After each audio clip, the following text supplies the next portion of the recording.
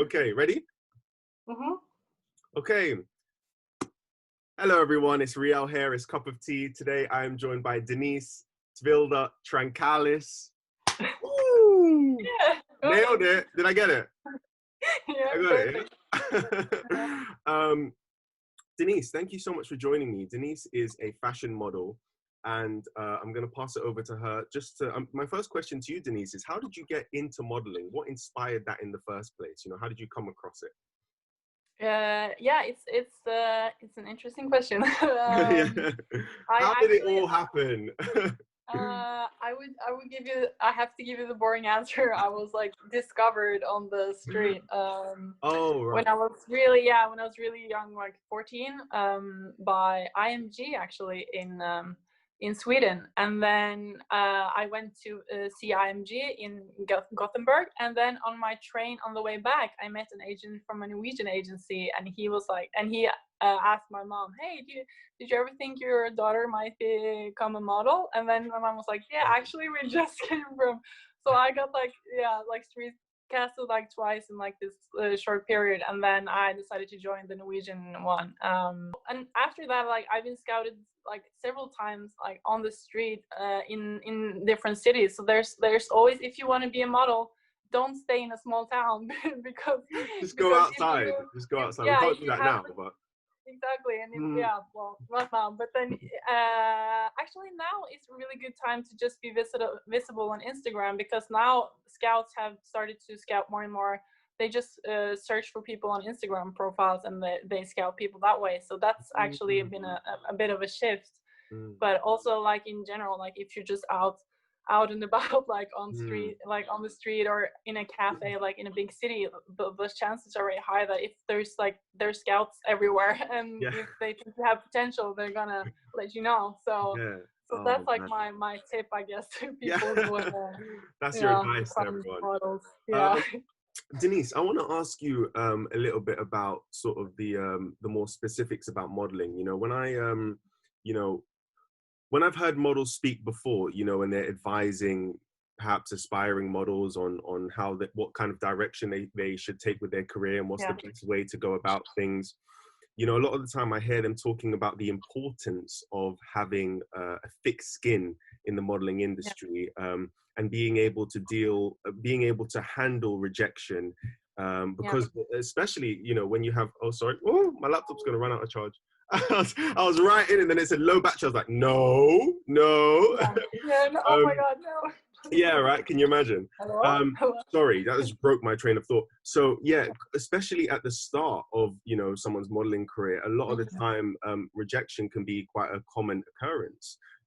So what would your advice be to aspiring models with that kind of in terms of dealing with rejection and not letting that get to you?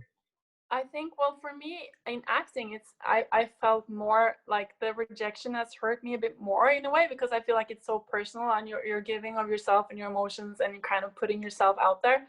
And in a way, you're doing that as a model too. But when you get to a casting, it's so short. You meet the client, you're like, hi, how are you? I'm from Norway. Like, here's my book, and then they're like, thank you, bye. And then if you get the job or not, it's mostly if you have the right look or not. And then it's like, okay, so I didn't have the right look, and it's not about you as a person, so for me that's been really like the big difference, I think, from like being rejected like for an acting job, because you're like, what's wrong with me? But it's more, it's like, okay, they You don't think like about it your more, right? You're like, where did I go wrong with the performance? What could I have done better? And a lot of the time in the acting industry as well, you don't get like this detailed feedback of how you did and what went wrong and how you could improve. So you're just left there like, what happened? What happened? What did I do? Like, yeah, or like sometimes Exactly. I also think that like, oh my God, I totally like crashed this audition. It was so bad, and then they're like, you got the job, and you're like, Yeah. what? Like, How did so that happen? sometimes the feeling that you have doesn't correlate with like how they perceive you. But yeah, in modeling, like that's like, I try not to take it personally. And also, if you're on an option for a really really big job, like either if it's like a big money job or if it's like a big client, and they tell you you're an option, like and then like very few times I've been like, oh my god, like I have to get this, and then maybe you get the option like on the before the weekend, like you're an option, and then you're like, oh my god, please, and then you're like, oh, you didn't get it, and just like, and you get so, oh god, all this money, what could have done all that money, or Oh like man, just could have like and then I remember I had like an option for like a hair commercial, which was like really really good pay, and I was like, oh my god, this is going to be like so, like this is going to help me, like, and then you don't get it and get so disappointed. So I think that's like, now it's like I get an option and I'm like, great, and I don't even think about it. And then they're like, you got the job, and then but then a lot of times I'm like, oh my god, what do you mean I'm going to Morocco like tomorrow? Okay, like, because I totally forgot about the option, because that's how I deal with it. I'll pack my bag. Like, emotionally, yeah. And then when it comes to like, you also have like this kind of pressure, like the biggest pressure, I guess, would be like the what do you say, like the body image thing, I guess, because your face, like, well, you can do stuff, people do stuff with their faces, but it's like it's more limited. But with the body you have like the weight issue, like if either you're too skinny or you're too fat, or you're like there's always like people want you like a certain way. So I think for that, or for me, it's been kind of interesting, because I've always been very skinny, and I was even bullied at it when I went to school. So for me, I always felt like there was like something wrong with me because I was skinny, and none of the other girls in class was as skinny as me, and I felt really like there was something wrong with me. And then when I entered modeling, suddenly I got like acceptance for my body, and there were like other girls who were also like me. So for me, it was like a really kind of like a positive experience to see that, and because in Norway it's like you have all these expressions like more to grab, more to love, or we like real women with real women shapes, not skinny. It's like, so you're not a real woman because you're skinny? Like, what do you mean? Like, so I it's like when you're a teenager and like people bully you, and like you have all this like media kind of confirming that like, like you're not like a real woman and this kind of thing. So for me, like modeling was like a positive thing, body image wise. But then like also you get, even in the industry, like I'll do a job, like I was on a job for a jeans campaign, and suddenly like the clients came in the middle of the shoot and they had to like cancel it, and they told me that I was too skinny for it. So they sent me home, like I was like full makeup, full outfit. And this was like also when I was like really like like much younger, and I was like really like like it really hit me. So so that's been my struggle, and I know that for others it's been like the opposite. It's like they either they're too like, it's like, no, you need to lose weight or whatever. So I think it's just kind of it's hard. I don't know like how to deal with it, but I think like it goes like both ways, and you just gotta kind of try to accept yourself as you are, and of course like eat healthy and work out also for your mental health. It's like important to work out and eat healthy to kind of stay on top of yourself, like so it's I think that's my advice in that area. Got me a bit emotional there. Wow. Oh man, that was wow. Oh man, in many ways as well, I relate to what you were saying about the whole skinny thing. I know I'm a guy, and it's the whole stigma is a little bit different. Yeah. But I was bullied for the same reason as well. I've always been quite a thin, and when I was young and in school, I was very skinny. I was like this little, and then me too. and I was skinny and tall. You see, so I was skinny and like just this praying mantis kind of figure. Oh my god, we have the same story. That's so funny. Who would have That was me. I know we laugh about it now, right? Yeah. We can laugh about it now and look back. But at the time it was horrifying, because your concept of your weight and everything, it's just completely, all you hear is just people saying negative things Yeah. about the way you essentially look. you know. Yeah. And especially when you're younger and you're more receptive to other people's Yeah. opinions, and you can't just brush it off like it's nothing. Yeah. um you really take that in and carry that around, and Yeah. that can really affect you, and then you take that into later life Really. as well. Yeah, Yeah. it bathes in the subconscious, you know, and that's why people grow up with insecurities and things that they're not completely happy about. And it does it, you know, it can affect you in later life, and it's something Yeah. that's always there, just like a bee in your ear, you know. Yeah, and I feel that I mean that I feel like also in society sometimes, well, a lot of times it seems like it's accepted to kind of talk down on skinny people and bully skinny people. Like it's like that's okay because somehow like society is kind of glorifying like people who are slim, and that's why it's like it's okay to kind of bully people who are skinny, or it's okay to be like, oh my god, like you eat something, you look horrible, or you look like you have anorexia, or you're like look like Mm, a skeleton, or like mm. it's like people, it's like it's more accepted It's in a way. become Also like in normalized, media yeah. I see that in media, like it's like I saw this article recently where it said like oh this uh, like this very negative like super skinny girl, like it's like some shock thing, like, and then it's like actually it was like a kind of just like a slim woman, and they're kind of using it as this, isn't it like It's the way they spin shocking, it. you It's know? the way they And I was spin like, it. you, they Yeah. would have never, if it was like a voluptuous woman, they would have never been like like super fat woman, like they wouldn't use that because they would be like that's not nice. And I Mhm. think like it's really, it's just like people need to be just nicer to each other and Yeah. not Just like, be you nice. I mean, know, it's not. yeah, like people's body and their weight is like their own issue, and sometimes things are not like as they seem, like you know, someone Exactly. who is Very good like big point. might, you know, you don't know what their issue is, or someone who is skinny like might be naturally just skinny, and it's like, you Mm. know, They so might have something going on in their life, and that is causing them a lot of stress. And yeah. you know, stress makes you lose weight, and you can't Mhm. eat, and you don't feel hungry anymore, and you go through these Yeah. emotional changes. And you know, I think sometimes people have too much of a general idea of the world and of people as a whole. I mean, there's billions of people on the world, and everyone's in the world, and everyone is so Yeah. individual. You don't know their story, you don't know their life, you don't Yeah. know what they've been through. So to judge them on Yeah. looks is it actually, when you think about Yeah. it deep enough, it is absurd. You know, it's Yeah. literally absurd. It makes no sense. You know nothing about them, and you're judging them purely on the way they look. You don't know anything about what they've been through, or how they're feeling at that particular moment. Denise, I So want to ask you. I'm sorry. Go ahead. You yeah, gonna say no, I lost it. Just keep something? going.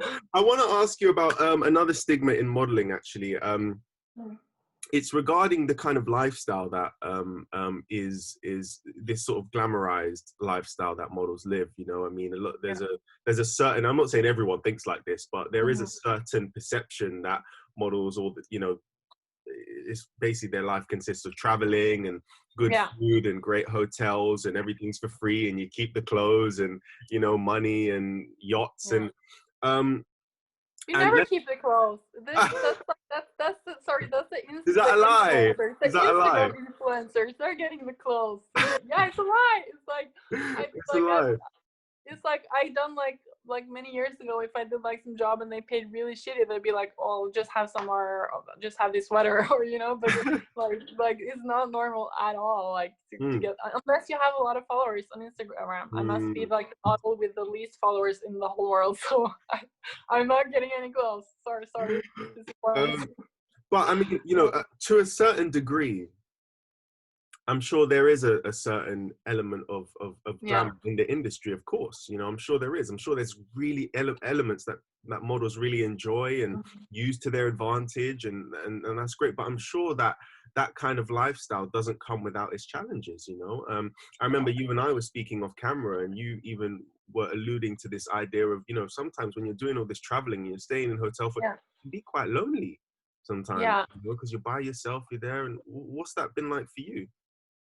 It's kind of, it's like a really big contrast, because you have like this one part of it which is kind of like shitty and lonely, and you're just staying in like this tiny hotel. Like last time I did a job in Germany, I was there for 3 weeks in this tiny hotel room, and there it was like it was when the Corona time was a little, when things weren't as bad, it was going kind of good, but it was still like a lot of restrictions. So I was basically, I would go to the gym, but then I would be like in this tiny room, and then I had like no friends, and there was like, yeah, it was really, really lonely, and it can really get to your psyche when you're not like surrounded by your friends and your family.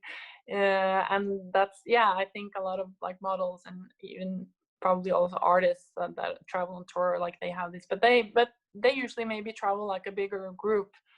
But as a model, you travel all by yourself, so it's like this loneliness are like all through my career. It's been kind of this, yeah, it's a struggle. So you have this contrast where it's like in Milan, for example, I would stay at this type of, it was like like a hotel, but like it wasn't really a hotel, it was like less much less quality, like a motel, but like less really bad. Like I kind of just, felt like it was like just tiptoeing around it. It was yeah, terrible. it was terrible. And then you have like, you're running around on castings like in 40 degrees Celsius heat, you know, and you're running around, and you have to go to 14 castings a day, and every casting you come to, there's like a line of like girls, and you have to wait in half an hour in a line with like girls from like Eastern Europe who are like 14-year-old and like desperate because this is their only way out of poverty or whatever. And you're like in line there, and like, wow, like what, why am I doing this? And then suddenly the next day you're at a party, and then you know, it's like some artists, like I remember I met like Prodigy like Oh, wow.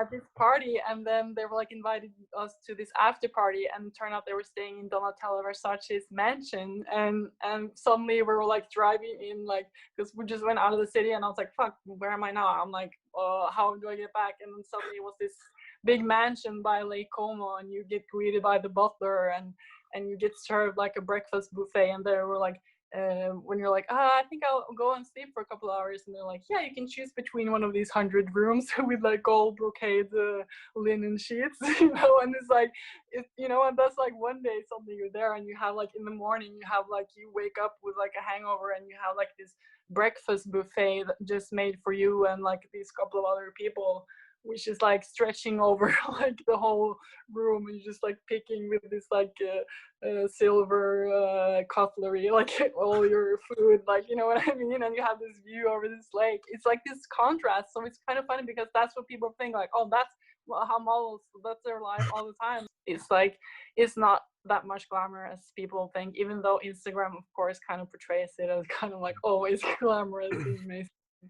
So yeah, it's definitely. Wow. Well, actually, in that, I do have a question.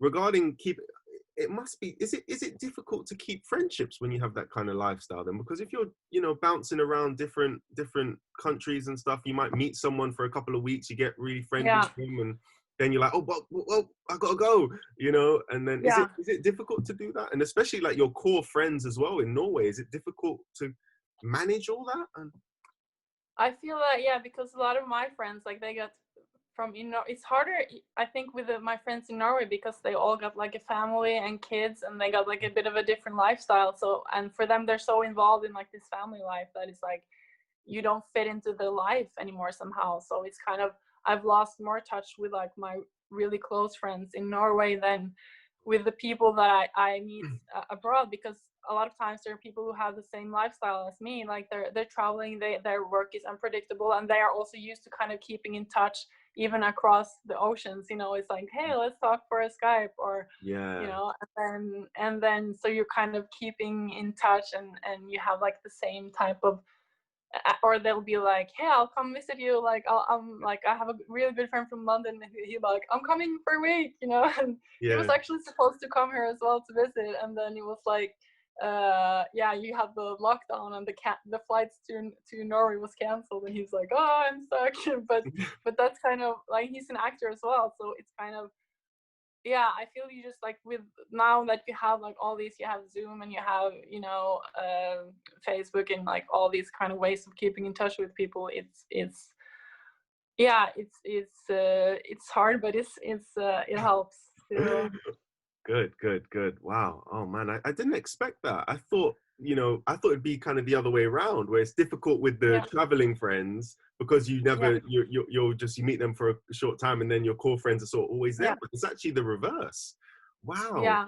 You're right. And The lifestyles are so different. Yeah. Denise, I want to start rounding up by asking you about the lockdown and the situation in Norway right now and how you've dealt with that so far. I mean, we had a lockdown in March. No one was prepared for it. Everyone, well, I mean, people were kind of prepared, but they weren't like, it was very new to everyone, yeah, you know, nobody and a knew lot about of it. people, including myself, went through a really bad, like, mental phase of like, Yeah. just, what is this? And then, especially since, I mean, I can only speak for my situation in this. And I know some people did speak to me and have had similar feelings during the March lockdown, where you, you're here for you're at home for an extended period of time for a couple of months, Yeah. and all you have really is your thoughts to just go over and go over and go over. At a certain point, your phone becomes a little bit boring. You're just kind of sitting there, you're reading a Yeah. book, you're doing this, but a lot of the time you're spending a lot of time thinking, and you don't have that many distractions, you know. So you kind of create scenarios in your head that might get you a little bit upset, that, you know, that Mm. you start thinking about times that you're trying to forget. And, you know, and that was I know a lot of people experience that kind of Yeah. mental strain during that lockdown. Yeah. This lockdown is a little bit, I think, has been treated everyone a little bit better, Yeah. a bit more prepared. But how about you? How have you coped with being in lockdown I and mean, mental health? what you just described there, it's like welcome to modeling. That's how it is. You Wow. go and you live in this tiny hotel room for like weeks at a time, and Yeah. there's nobody there. You can meet Mm, people, you have your screen, but that's it, you know. And mm. you can go for a walk, but it's like it's very lonely. And I think that lockdown, that's like how models feel when they travel a lot. Like you have this kind of, yeah, it's like, and so for me it's I'm kind of yeah, used to it, I would say, in a way. And it's I think the challenge, but for me I was lucky because I wasn't completely by myself during lockdown. But yeah, when you're traveling as a model, like it's kind of like you're in a lockdown, and you just gotta, you know, find ways to develop yourself, like, you know, read or do. For me it's kind of good to have this time to develop a routine. So I was doing a lot of yoga because when you're traveling and your schedule is, I'm not like the most super organized person. So for me, when things are a bit up in the air and I don't know when things are going to happen, I'm not like, Yeah. I'm not structuring my life. So it's kind of hard to get these like routine things. So during the lockdown, I really try to use the opportunity to or the situation to kind of just work on myself and do meditation and do yoga and get like a routine going to see, like, you know, and build up like this kind of like structure and plan and plan like for my life, although it's hard to plan when you don't know like when things are going Yeah, to end yeah. or But yeah, so, you know, techniques such as yoga and what about meditation? Have you ever tried meditation? Anything like that? yeah. I do the Headspace app. Oh yeah, um yeah, yeah, yeah. yeah, so that's really, it's good for me because then you have the guided and you know kind of, okay, I'm going to do it for like 10 minutes or 20 minutes, and then so I'm really, and that's really important, kind of, I think for mental health is like vital to meditate, and also for acting is really good Yeah, to meditate because you kind of get like, it's about like just being self-aware and kind of letting go and you know, being in the moment and all these like cliche kind of things, but that are really letting important, and go kind is of important also though. to be able to see yourself out from the outside, not from the outside, but kind of to uh, See a different perspective. observe your feelings, observe your feelings and thoughts. It's like, for example, like I saw that you were like talking about in your one of your videos that like if you have depression, for example, and you have like these thought loops, you know, and like one thought starts and another one, it drags you down, and then suddenly you're at the end of this hole and you're like so deep like in this rabbit hole, and you can't just you can't get up again. So it's like with meditation, it teaches you kind of to catch Yeah. this loop before it goes all the way down. Like you'll start and you're like, and then you'll be like, wait a minute, like, or why am I thinking, or if something might happen, and then you're like, oh, I'm feeling bad, and then it's everything's bad, and then you're like, wait a minute, I'm feeling bad, why am I feeling bad? And then you like, you might even forget what happened, and then you're like, okay, wait, that happened, this person said this, and this hurt me. Okay, should I take this in account? Should I confront them with it, or should I or maybe it doesn't have anything to do with me? And then you like stop yourself, and you can like kind of talk yourself out of like going into this loop. So I think that's meditation really helps with that. Yeah, but sometimes it's easier said than done. But, yeah. Just do that and you'll be fine, guys. Yeah. I know what you mean though about observing your thoughts. You know, observing your thought pattern, especially. You know, because a lot of the time we just experience our thoughts and we're just wallowing it like, you know, and it's just horrible and everything is bad and your perspective is so negative, and you'll have all these negative thoughts and these intrusive thoughts that you just don't want to have, but you can't control it. And it's true, we have intrusive thoughts that we can't control. They just come to us, and you know, if we could control what we think all the time, then we'd probably be fine, right? But we can't. But what we can do is, to a degree, control our attitude to what happens to us, you know, because a lot of the time, you know, these things will happen to us that are outside of our control. You know, we'll have thoughts that are outside of our control that will get us down. But, you know, it's our attitude to what we learn from certain circumstances that we go through, on our attitude to how we deal with when we get into these spaces of depression, you know.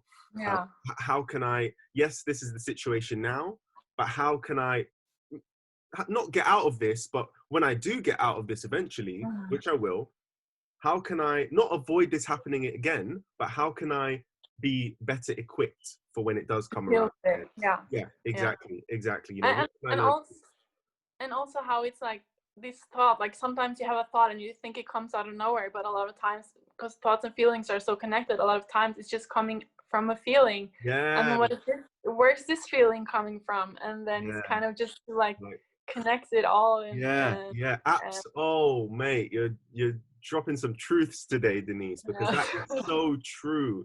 I think about that a lot actually, because certain thoughts come from a feeling, and it's difficult to identify where the feeling is coming from, because sometimes the feeling resonates from the subconscious, you know, our subconscious will play a couple tricks on us, and then it comes up, and then we get the thought, you know, it's like it's all connected in a certain way, but we don't have the kind of access we would probably, I don't know if you want to, you know, if you really want that much access to your subconscious, but we don't have good access to our subconscious, you know. It kind of just comes up when it decides to. It has a mind of its own, literally.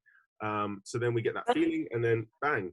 That's what I love about acting too, is like this kind of the connection with how you can reach into the subconscious, because it's very about the subconscious, you know. If you're acting from, you know, if you're acting from the just the conscious, the mind, it's not really, because that's not how people work. Like so much is coming from the subconscious, and if you're just acting from like the conscious, it's gonna be too heady. And it's just like, how do you connect with the subconscious, and how do you like reach it? And like I just love that part of it, like kind of just like oh man, hey Denise. Oh, I don't know what I'm gonna do. This interview, huh? We need another episode on this subject. We need another episode just on acting. Episode or interview, You know what? Honestly, when it comes to the acting elements of what you're talking about, 100%. You're just right. You're just completely right. It wasn't, until I did a recent film called Every Day Is Your Last, I actually didn't know or experience what acting was. You know, because I was acting from the conscious, just in the same headspace that you were just talking about. And you're very present in the moment as yourself. You know, it's just like, you know what you're doing, you're aware of it. But when the subconscious takes over, when you've got into the character so much, and all the cameras, the lights, everything, that's all gone. And there's nothing but you and this moment. You're just there. And then someone says cut, and you're like, oh my gosh, you know, you went into like a trance, you know, and you know what I'm talking about. Yeah, that's what you want to experience. Yeah, oh my God, it was one of the best moments when I realized, because I said, oh, that's what acting is. So whenever someone asks me what some of my accomplishments are, I always say figuring out what acting actually is. You know, getting into a space where I can say, all right, I'm not always there, but I know, but I've been there before, so I can get back there eventually. And that gives you something to hold on to. Have you been in that space where acting has become subconscious for you? I'm supposed to round this up. I'm asking you another question. Okay, that's it. Last question. No, I mean, like, because it's turning into like an acting thing now. Yeah, it's like you're saying, it's not always there, but it's kind of that state that you want to get to, where you can just like, where you're so much in the character that you kind of can also follow your impulses and just like, where's this coming from, you know? Then it's like, oh, it's coming from the subconscious. It's so important that, you know, if you just plan everything, oh, I'm gonna say it like this or talk like that, or this character does this, and it's like too planned, then it's not really like going into it's not human, you know. You lose kind of that human element that you need, and yeah, for me it's like that's also the goal, but it's not something you can just like, oh, now I get it, I'm just gonna do that, you know. It's like you need to work with it.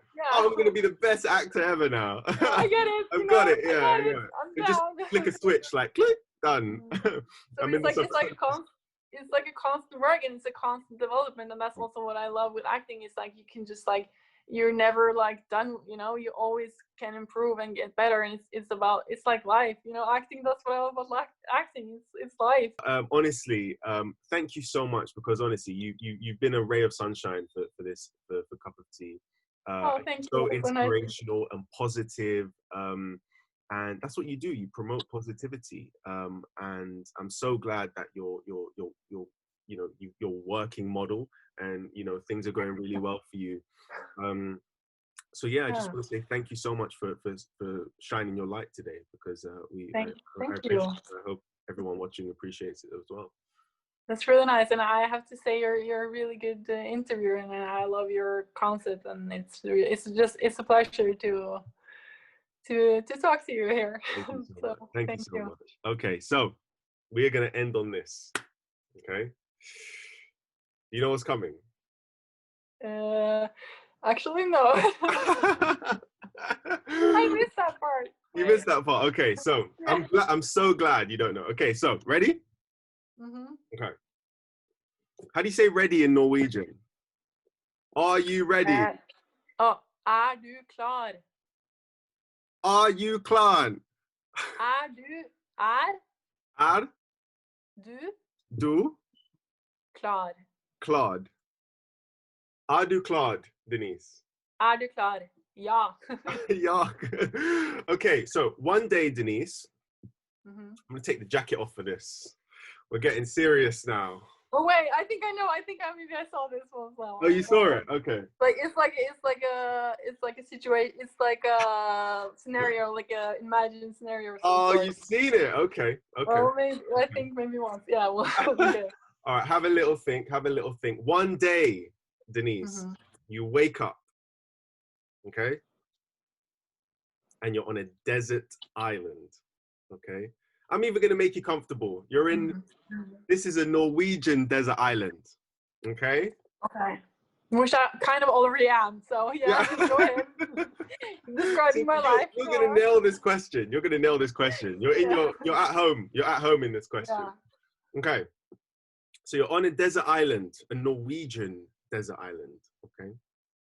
And you just wake up and you're there and you say, how did I get here? And then you're walking along, okay? You're walking along the sandy shores of the island. And you're walking along that awkward wet patch, okay? Where, you know, where the ocean hits and the soggy sand and, you know, you can feel the in between your toes and everything. And you're like, oh my gosh, what is going on here? And then you're walking, and suddenly you hit... Am I surprised? I'm like suddenly you hit your foot on something and you go, ah, you know, you hit your foot, it's the pinky toe, you hit your pinky toe, and you know it's always the pinky toe, it's not nice. And you pick it up, you say, what is that? You pick it up and it's a lamp. Okay, from, have you seen Aladdin? You ever seen a movie Aladdin? Right. So it's a lamp. So what do you do with the lamp? Okay, you rub the lamp. Yeah. You rub it? Yeah. You rub the lamp. Yeah. And then you're like explaining like I'm from another planet, you know. This concept is like a lamp and you rub it. Like, I've heard about it in Norway, but like some people haven't seen Aladdin, so I have to cater for the people that have, but you have seen it. You have seen it. So anyway, So you rub the lamp, as you know, and then poof, a genie appears out of the lamp. Can you believe it? And the genie's name, Denise, is Simon Watford. Okay, so his name is Simon Watford. Okay, Mr. Watford, if you like. Okay, and so he's there, and he's in a very negative mood. Okay, because he's been in the lamp. He says to you, Denise. And he says it in Norwegian right away. I'm not going to translate it because, but he says it in Norwegian. He says, Denise, it's been a long 10,000 years in that lamp. Okay, it's been a long 10,000 years. I've been stuck in there. It's been a prison for me. I'm not happy about it. So he wants to take his anger out on someone, and he looks around, and you're the only person there. Okay, so then he says to you, Denise, I'm in a bad mood. So what I'm going to do is I am going to steal your voice away from you. Okay? He's going to like the Little Mermaid. Yeah. Oh, yeah. Like a mix. This is like a combo. Okay. Yeah, this is a combination. So, so he's going to steal your voice away from you. Okay? He's going to just, okay? And you'll never be able to speak again. However, okay, since he's let you out of the lamp, he's gonna allow you one final wish. Okay. Since you've let him out the lamp, okay, he's gonna allow you one final wish. Okay. Yeah. I know the answer to this one. You know it already. Gosh. Okay, well, I'm excited. You know what the wish is? He's gonna let you speak one final sentence that is gonna be echoed across the entire world. Everyone's gonna hear it. It's going to be translated from Norwegian into English to German to French. Everyone's going to hear it. It's going to be translated into every language. Everyone on the planet is going to hear the next sentence that comes out of your mouth. So that's the last thing you say. This is the new twist. This is what it is. Okay. I got to keep you guessing, Denise. So that's the last thing you can say before he takes your voice away from you. So my question, Denise Tvilde Trankalis. It's been a while since I said it. What do you say to the entire world? This is gonna haunt me after the end of this interview, because I'm just gonna be like, I should have said that. I should have said that. You have a think. People take their time. They're trying to like think about the question. They're like, what did this guy just ask me? How did he come up with that? Have a think. You don't need to. Yeah, just. I would just say something cheesy like "spread the love" or. Spread the love, guys. Spread the love. You know what? Kind. That's not bad. That's pretty good. Spread the love. I mean, that is kind of what we need, right? You know, spread the love, people. You know, yeah. Yeah, it's super cheesy. I wish I would have this is like really important stuff. I'm gonna think about this. Next time you come on, you know what? I've done this with one of my other friends, Ali, and he came on. He came on the first time, he gave an answer. He came on the second time, he gave another answer. So I'm going to hold you to it. You got to come back on the show, okay? Well, Denise, we have come to the end of the interview. Thank you so much for joining me. I really appreciate it. And yeah, guys, I just hope you enjoyed the interview, and we'll see you next time, okay? Unless you have anything else to say, anything you want to add, Denise? No, I'll have to think about that sentence until next time. Are you still thinking about that? No, thank you for having me. Yeah. Of course, absolutely. Guys, it's been Cup of Tea. Take care.